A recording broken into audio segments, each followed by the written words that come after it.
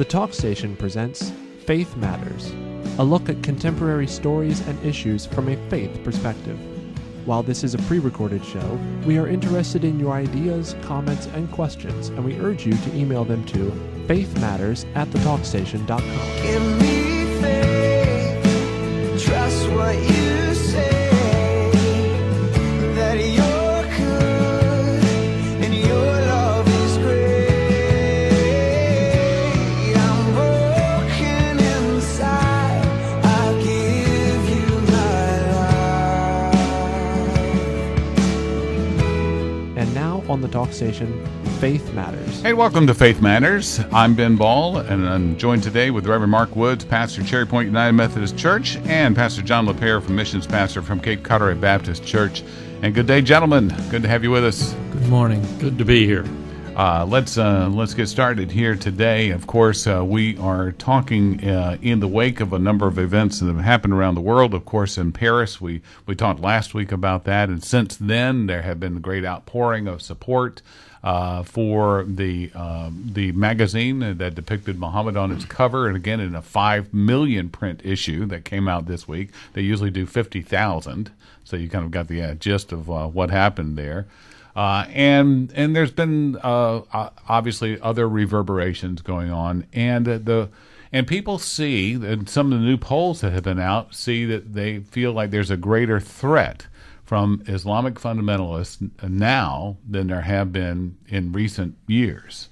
And so all of this, now against the backdrop of all of that, we get an announcement coming out of Duke University about Muslim students at Duke to begin a weekly call to prayer, and it's from what many in North Carolina consider to be hallowed ground, is from the Duke Chapel. And I guess from the bell tower. They're actually doing it from the minaret, the top of the bell tower, and they have what they call moderate amplification for it. So I don't know how far it's going to be heard across the campus, but it'll be a call to prayer that begins on what day? What day of the week is it? It's Friday. Friday's at 1. The Friday call to prayer at 1 o'clock. It'll be it's sung, really. So it's sung in Arabic, and then it's then an English translation to follow. And that it made some national headlines, made some news, and I just wonder where people think about this. A couple of different articles about it. One is Franklin Graham making a comment on this as well, too, and saying, and let me see if I can get Franklin Graham's quote. It comes from WRAL TV. It says that the announcement drew criticism from Franklin Graham, president of the Billy Graham Evangelistic Association and Samaritan's Purse. He took to social media on Wednesday to express his views and urged Duke donors to suspend support. Duke is promoting this in the name of religious pluralism. I call on the donors and alumni to withhold their support from Duke until this policy is reversed, he said on his Facebook page. I don't know what he said or any other comments since then, but let's get started with this. Mark, you went to Duke Divinity School. Duke Chapel is certainly an important part of that. You mentioned before we got started how you would go and hear the organist play, and Duke Chapel is a very special place. Yeah, I think it is, and but I think Franklin Graham's comments are a little unfortunate, and some of us don't have that luxury. I have student loans, so I have to pay Duke anyways. But it's not a donation, though. It's not a donation. That's right. But I think that what's interesting is there's always kind of two ways in which we respond to one another interreligiously throughout history. One is to form some kind of dialogue or to talk or to support one another, and the other is to sort of try to get rid of it. Does that make sense? And Franklin Graham has obviously tried. That comment seems to lend itself to saying, "Don't allow this kind of thing," And I think that your first comment where it said that people are more afraid and think there is more cause for concern for Islamic fundamentalist sort of extremism. One of the reasons I think that we get a lot of that is because we have tried to just throw it and sort of get rid of it and not allow space for this to be something. And I think Duke's doing the opposite. I think they're allowing space for an expression of faith, and I think that will lend itself to less violence than more violence. At least I hope that's the case. John, what do you think?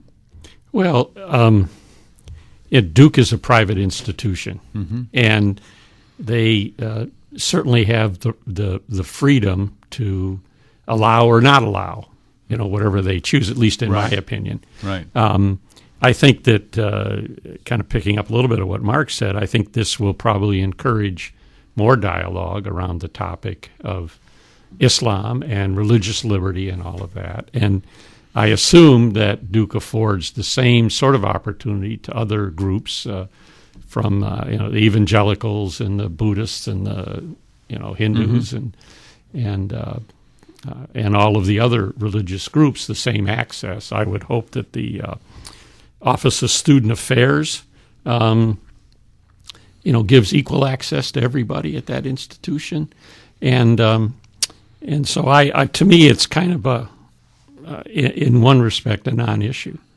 I think in looking at Franklin's comment, he's probably spent more time on the ground in areas that have been impacted by the negative things we see out of Islam than probably a lot of people. And my guess is that some of his comment comes out of that.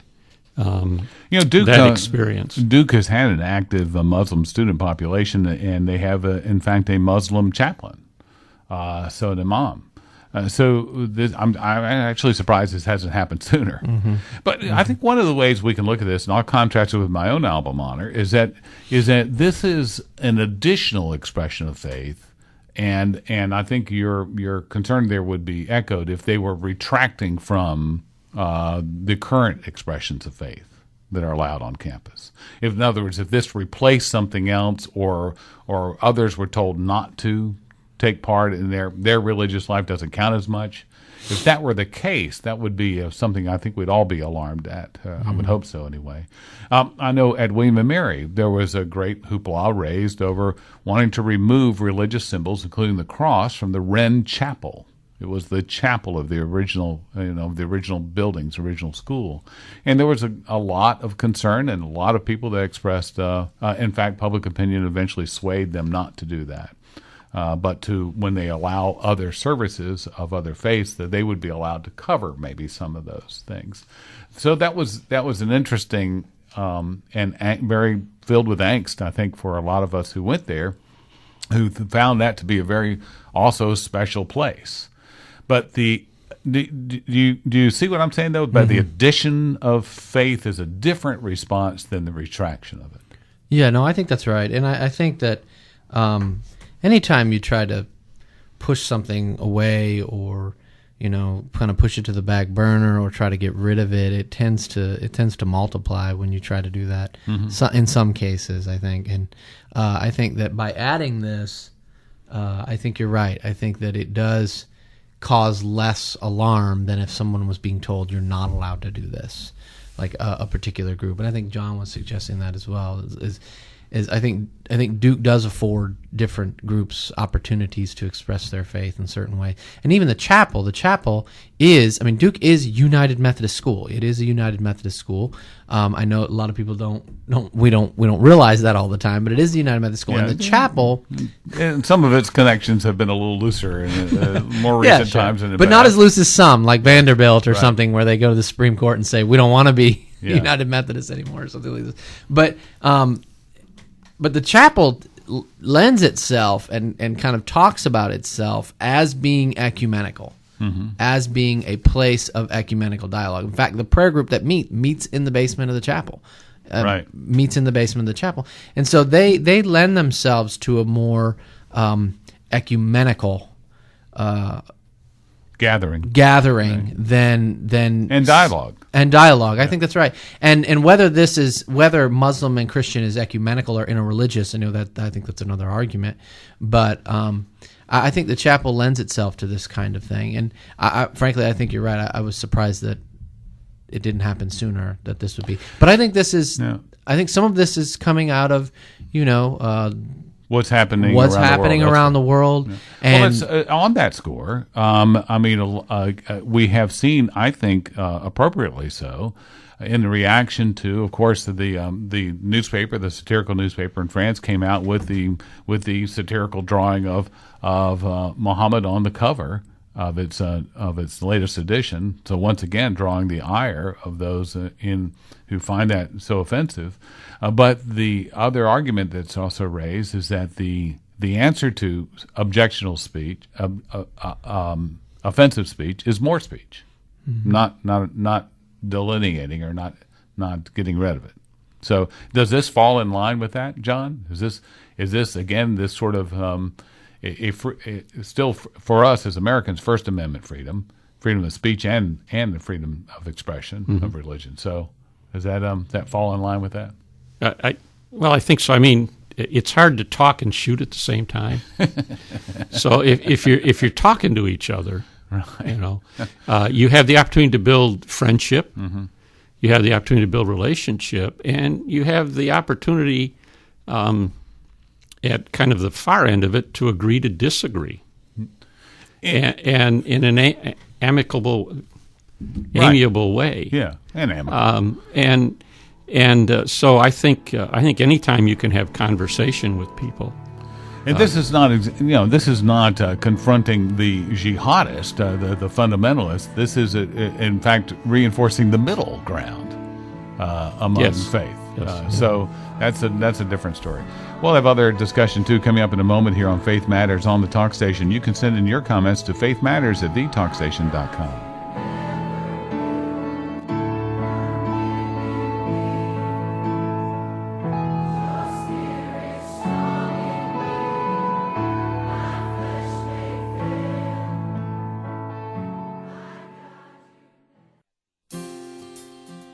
Welcome back to Faith Matters on the Talk Station, FM 107 and AM 1240. I'm Ben Ball, joined with Pastor John LaPere and Reverend Mark Woods, and we're been talking in this first section.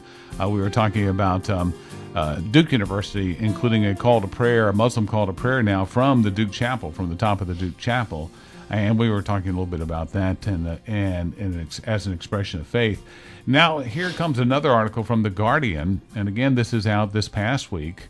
It's from their opinion section. Their opinion section is called Comment is Free. And in the opinion section is the role of Islam in radicalization is grossly overestimated by an ally. So let's look at the opening paragraph here. It says, for at least a decade, the issue of young Muslims becoming radicalized toward violent extremism has been one of concern for academics and practitioners like me. While we work on a daily basis to find ways to prevent radicalism or intervene in the radicalization process, occasionally the issue grabs the attention of the international media, usually in the aftermath of attacks such as the Boston Marathon bombings and last week's shootings at the offices of Charlie Hebdo, the magazine, and a kosher supermarket in Paris. Global events like these shine a spotlight on Muslim communities who are placed in the unwanted position of having to defend their religion. Calls for Muslims to be accountable, take responsibility, condemn, object, speak out, reject, and prove that they do not condone criminal acts of violence, often mask a more unnerving suggestion that Islam itself is to blame. A familiar pattern emerges in the wake of violent extremist attacks carried out, mostly by Muslim men, one that sees verses from the Quran being quoted out of context that support claims that Islam is either inherently violent or inherently peaceful. Indeed, the religious texts of Islam, like those of many religions, are filled with examples that could support either. Last week, my Twitter feed became a battlefield of words. And she goes on to write about how we have to look beyond their expression of their faith, whether it's radical, moderate, or liberal, or any other characterization of that, to other factors that may also lead to the radicalization of an individual. So let me see what you take out of this. I think further on in the article might be a couple things worth quoting, but Mark, let me start with you. What did you take from this as you finding useful or not useful or helpful? Or I find it useful that we love clear-cut definitions of people. And usually the way these things work out is we find one thing and we say, well, that person is a Muslim and they did these horrible acts. That means, that means that Muslims fundamentally do horrible acts. We make these logical jumps that are not. I think what she's trying to do is call into question our logic on this thing, and to say, perhaps there are other factors of why people would be extremists than just Muslim. I think we tend to it suits our purpose sometimes as Christians to say, well, they did a horrible act in the name of Allah, so therefore we can condemn Muslim across the board. That's not necessarily the case. I think, and the point that she brings up is that you can use the Bible for those things too, and the Bible has been used in horrible ways to perpetuate horrible atrocities against people. And so I think that what she's trying to say is it's a social issue. And I think what she's trying to get at that is there are more factors than just religious factors when it comes to why people are violent against one another. And I think this is not a new argument. William Kavanaugh, who is a professor, a theology professor, makes a similar argument when he talks about how we always think that we call these things religious wars. Ireland, the religious wars of the 16th and 15th century, and he suggests that it is more. There are other factors like the establishment of nations, the establishments of certain nation states that actually contribute to the violence more than religion does. And so I think that's her basic argument is religion is not the only factor here of why people radicalize or are extremists. And I think that's a good thing to keep in mind when we start talking about Islamic extremists and we use that kind of language. We need to be careful when we start using that. And John? We were talking last week about language, and we were talking a little bit about that. But here she is saying that, and she actually points much more towards the individual. A little bit of her bona fides is she's Ann Alley, associate professor, terrorism expert in the School of Media, Culture, Arts at Curtin University. Ann's research focuses on terrorism and counterterrorism with a focus on public and policy responses. So, where do we? I think her reaction is much more individualized. Is looking at this individual person and maybe applying psychological and social psychological emphasis to that as to why this one person has gone in this direction. Is that fair to say? You think, or well,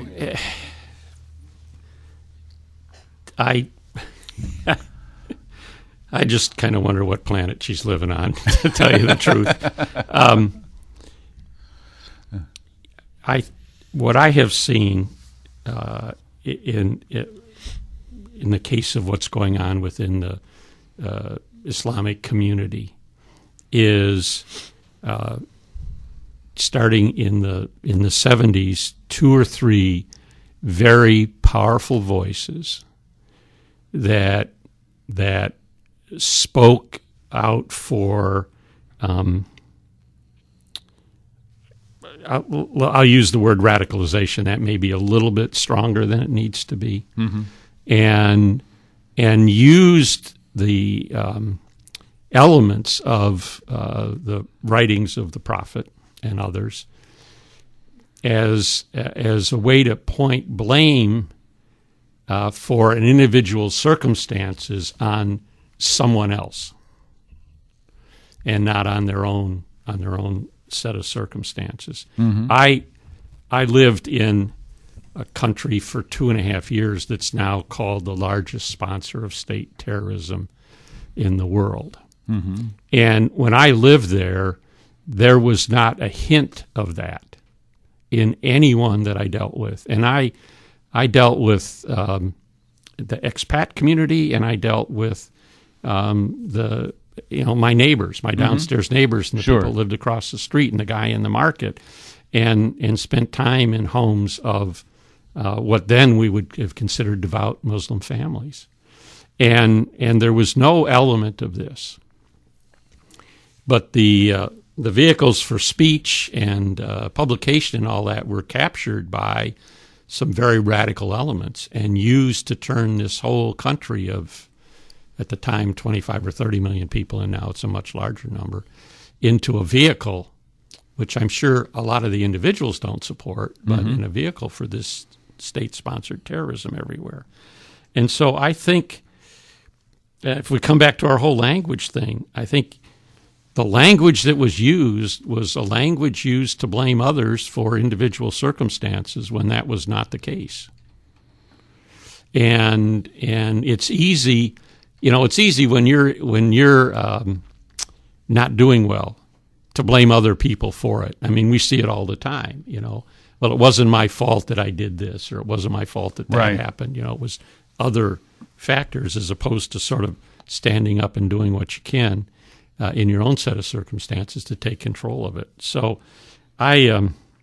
In other words, some what might be referred to as psychological language, Freudian language, or any number of languages that are applied to reasons why somebody is acting out the way they are.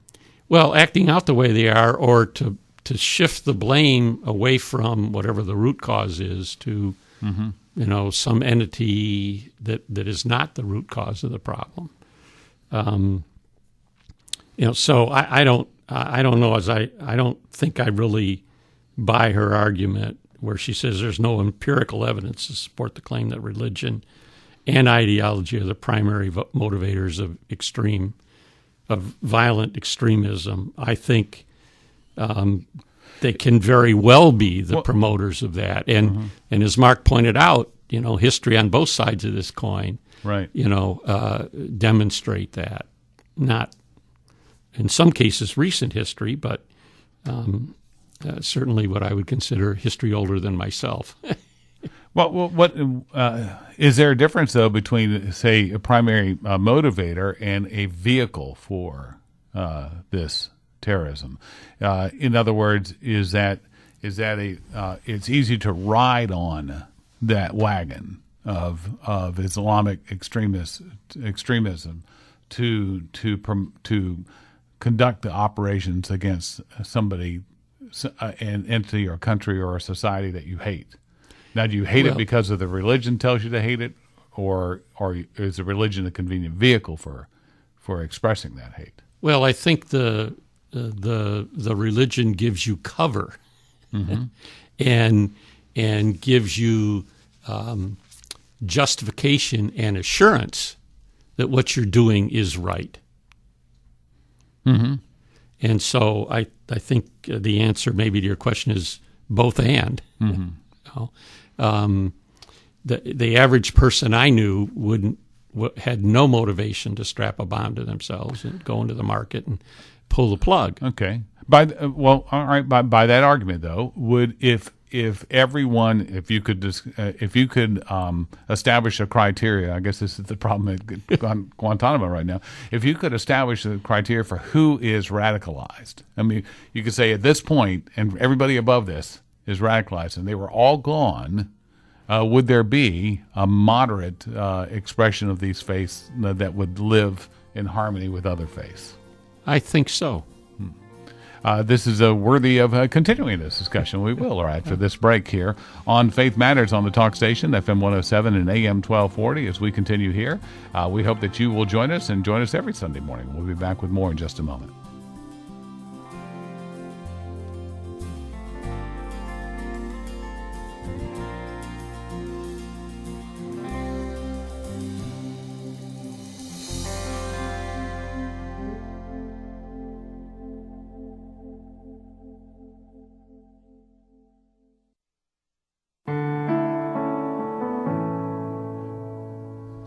Hey, welcome back. This is Faith Matters on the Talk Station, FM 107 and AM 1240, and I'm Ben Ball, and I'm joined today with Pastor John LaPierre and Reverend Mark Woods, and we've been talking about radicalization and using an article from The Guardian to talk about here from Amy Ally, who's an associate professor at Curtin University in the School of Media about culture and arts, and her PhD, for example, explored the mediated fear of terrorism among Muslim communities and the broader community in Australia. That's where she was doing her work.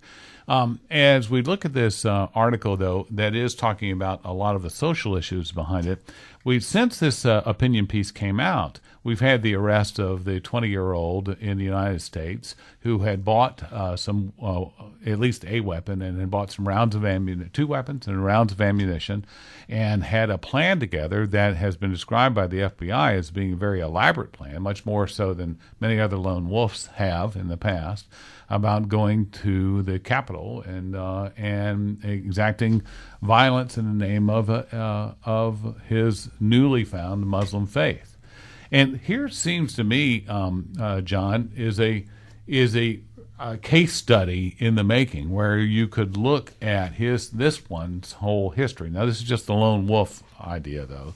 Very different, very apart from something like ISIS, something where it's a group idea. But again, the individual that we are fear here that it may happen, and so wouldn't he provide, though? I mean, his background, his whole thinking, any writings, just conversations and interviews should provide some insight into radicalization, I would think. Well, And that's still to come. it would provide some insight into his radicalization. Right. But I don't know as you can extrapolate that out to a whole culture or a whole society. Certainly not. And I think we need to know a lot more about this young man's background and, how he was raised and whatever other issues he may be dealing with. And he may very well be an example like she cites in this article of somebody who was bent along this way and then found something that would enhance it, as opposed to being educated from the cradle. Right. That this is the way. Yeah. And that does seem to be, though, that we have we have multiple fronts here of terrorism, and those who come from that direction, where they have been, this has been indoctrinated from the very beginning of their life, onto those who then glom onto this, as they call them as fanboys. They call them as people who look at this as something exciting or something that gives them meaning. Where they were anonymous before. In Mark, don't we do that all the time in our church? We have expressions of that all the time. We did this same kind of thing with John Walker, didn't we? Back in a few years ago, John Walker, he was the American citizen who we captured, and he had went over to Yemen or something and been like this. Right. And we did a kind of case study on him, and he became this kind of disillusioned youth. And throughout the whole trial they did. And they found that there were other social factors, not just Islam, in John Walker's life. But and I think that's a basic argument.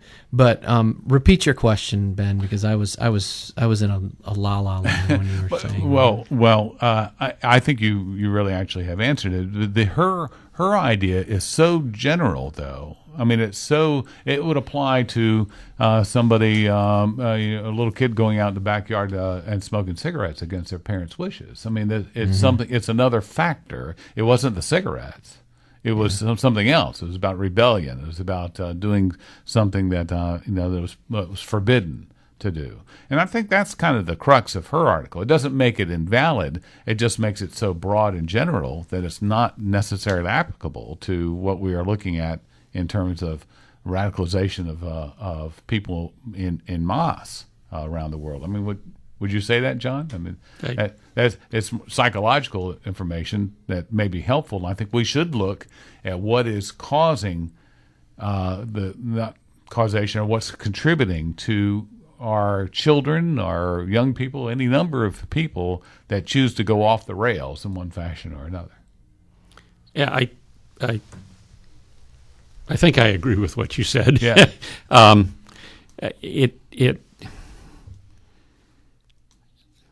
think there's a difference between an individual like a John Walker or like this young man that was in the news today, and where you are having a whole culture, a whole society that's indoctrinated. Mm-hmm. And I think the thing that Muslims have to come to grips with is, okay, what is true Islam, if you will, and what are the elements of that one ascribes to be considered a devout Muslim, and what are the attributes that have been attributed to it that you find abhorrent.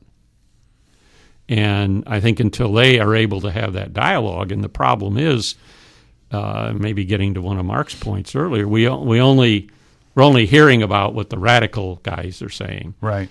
And with the exception of the president of Egypt, we have heard very little from what I think in this room we consider non-radicalized Muslims speaking up with the same clarity and the same forcefulness that the radical guys are speaking up with. And I think right now the radical guys own 80 or 90% of all the microphones, and that, they're buying the ink by the barrels. And, well, Mark, that's what that you were saying too. I think we were talking during the break, is that they get all the media attention, and that has helped to self-promote this idea. Yeah, no doubt. And the church is never good at media. I don't care what church you are. The church is never good at media. We're not here to do that. I mean, we're here to worship God and serve people, and that doesn't lend itself all the time to being media savvy. I mean, who is the number one institution in the United States that's behind on media stuff? It'd probably be the church. I mean, it's a big deal at my church now if we get a screen and a projector. That's a huge deal. I mean, and that's, those were going up in the 70s, for crying out loud. So I just don't see the what we might call like a moderate Islam that hasn't been their focus. Their focus has been, let's worship God, let's serve humanity. Christian focus is not let's put our message out there in media all the time.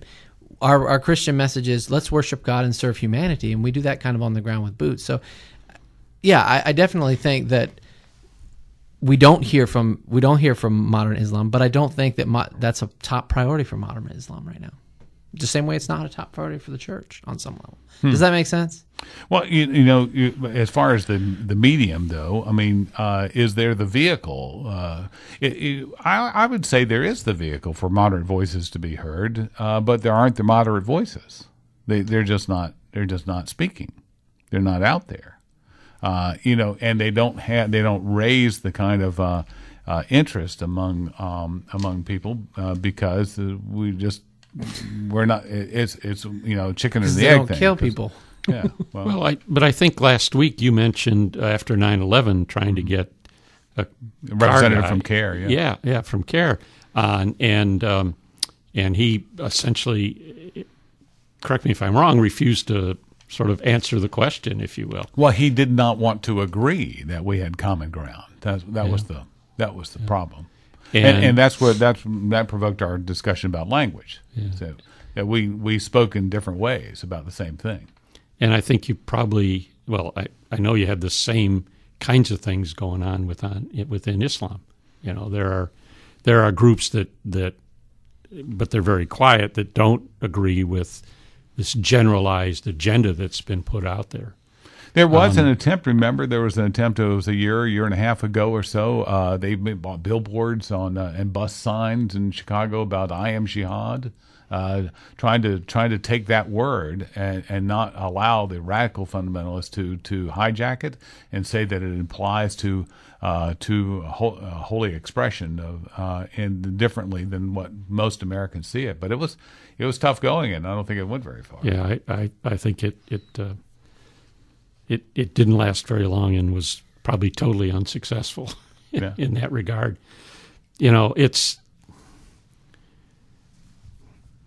And the question, I think, becomes what could moderates say? What could moderate Muslims say that would help us? You could probably say that the environment is not ripe for any of us to hear them. I mean, most of the Christians that I talk to totally demonize Islam. They totally demonize Islam. I have parishioners who have said to me, when I'm in the airport and I see somebody dressed like a Muslim, I am immediately afraid. So what does a minority group like Islam say in the midst of such hatred and such fear? What could they say that would possibly dispense with our prejudice? I mean, because I feel like even me as a pastor, I have those prejudices. And I need to acknowledge it. Would I even have the ears and the mind to be able to listen to them at this point in history. I mean, because I am bombarded constantly on my phone news feeds with the other voice of radical violence and that kind of thing. Would I even have the soil in my mind for a moderate seed to be planted? Because we have so demonized Muslims in our culture that I'm not even sure, Ben, even if the right thing was said, we would have the soil in our minds to allow that to spring up and produce fruit. So that's something for us to ponder, I think, and think about, is that how could we, or what would the language be? What would the words that would need to be said, and from whom, for us to unite in many ways against the Islamic fundamentalists and actually turn that away? This is not Coastal Daybreak. It's my other show. This is Faith Matters here on the Talk Station, FM 107 and AM 1240, and we'll have more to come in a moment.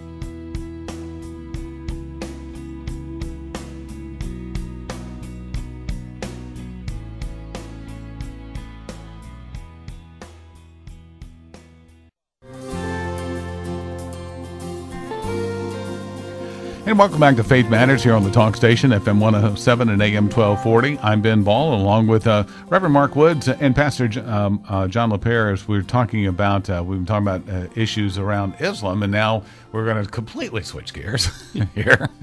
It will be, if you tuned in for any of the previous segments, that's when it's going to sound like it came completely out of left field. If you're just joining us now, you'll be all right. This is from an article that actually comes from an economic marketplace. It's called Marketplace Watch or Market Watch, and I've forgotten who actually runs this. I don't remember offhand.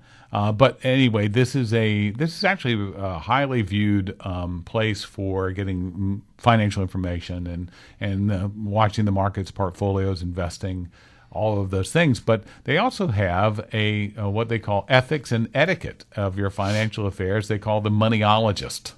And so they write a letter to the moneyologist that basically says, how much should I give to the church collection plate? And I know you guys are going to like this. So he says, I recently joined a church, and each week they pass a basket for collection.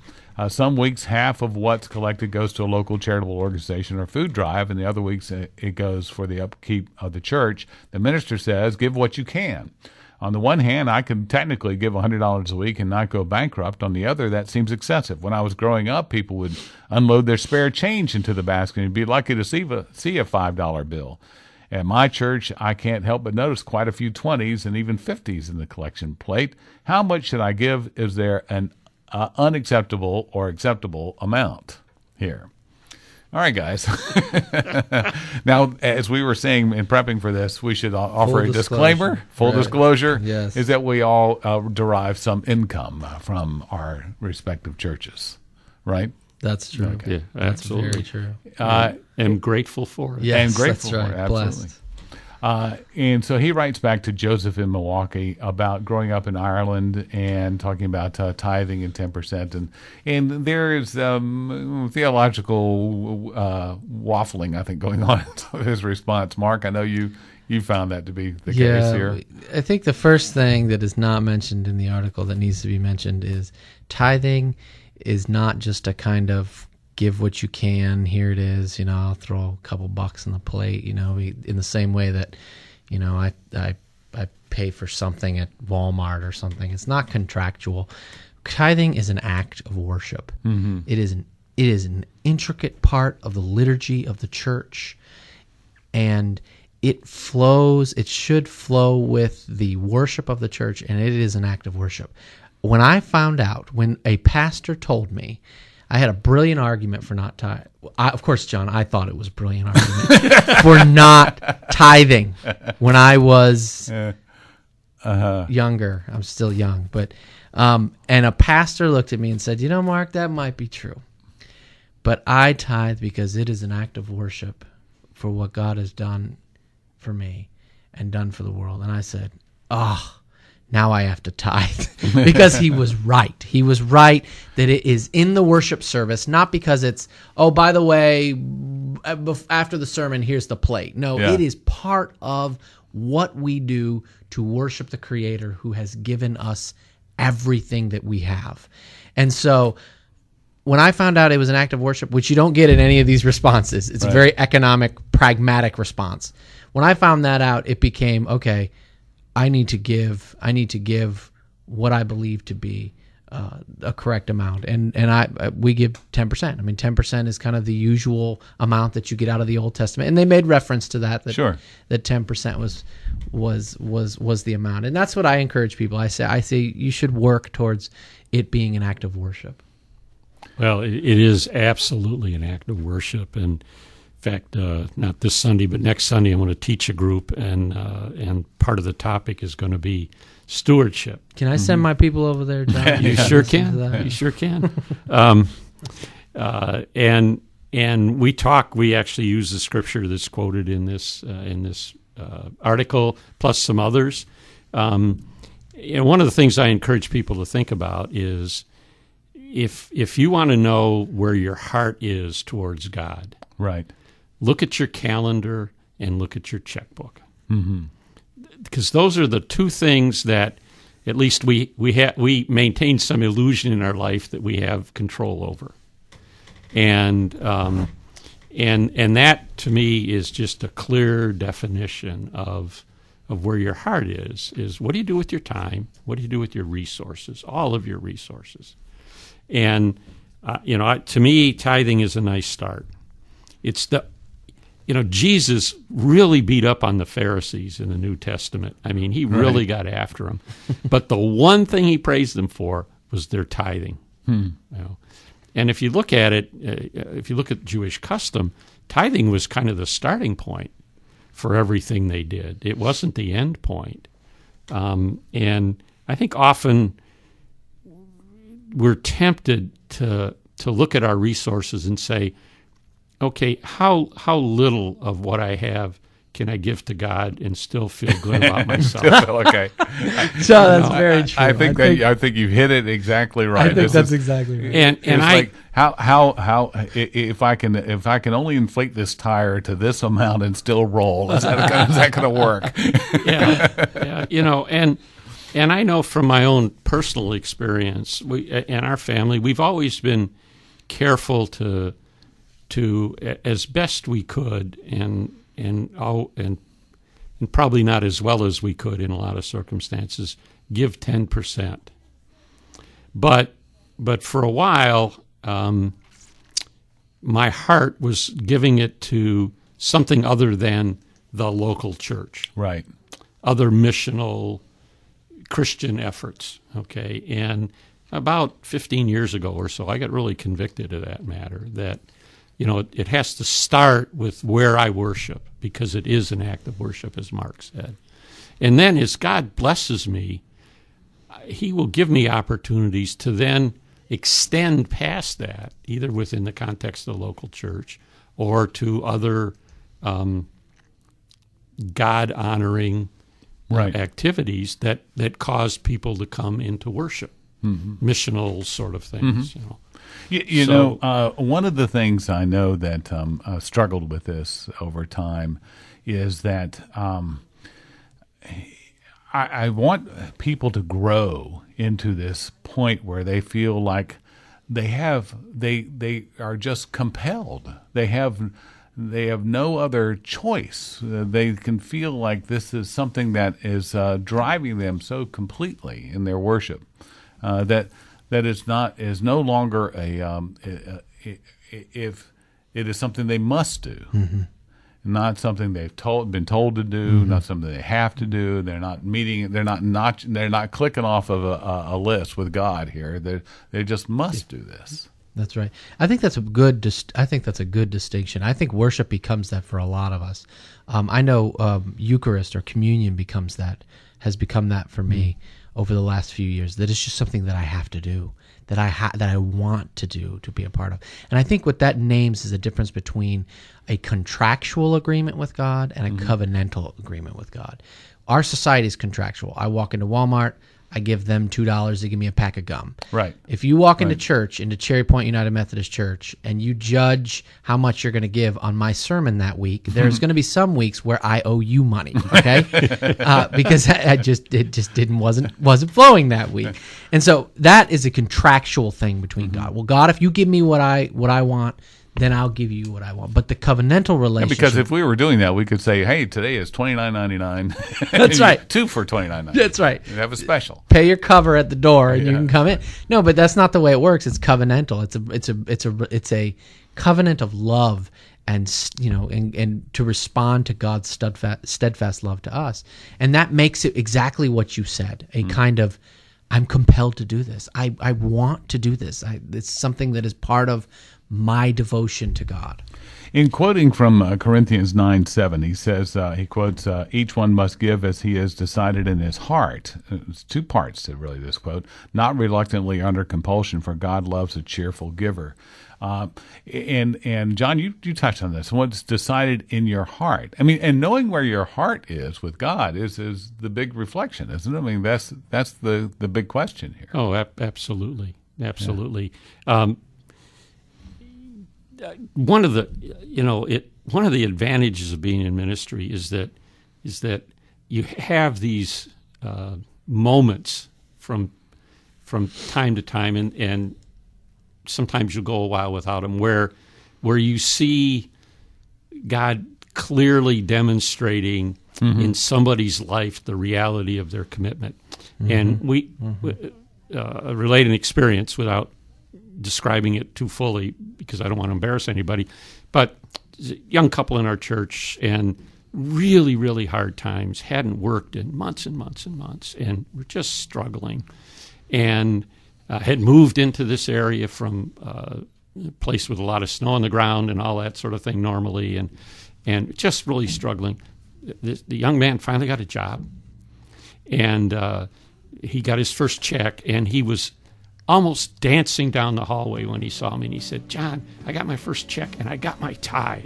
Oh, there you go. And I thought, man, there's a young guy who's got his heart in the right place. Just as we close here, I remember reading someplace that it says God loves a cheerful giver. That the word cheerful can also be translated as hilarious. Yeah, it's the root word. So I think that's, we should say that. We should give a hilarious amount to God. Thanks for joining us this week on Faith Matters. Thank you for joining us for Faith Matters. Email your comments, questions, and suggestions to faithmatters@thetalkstation.com. Give me faith, trust what you say, that you're good and your love is great. I'm broken inside, I give you my life.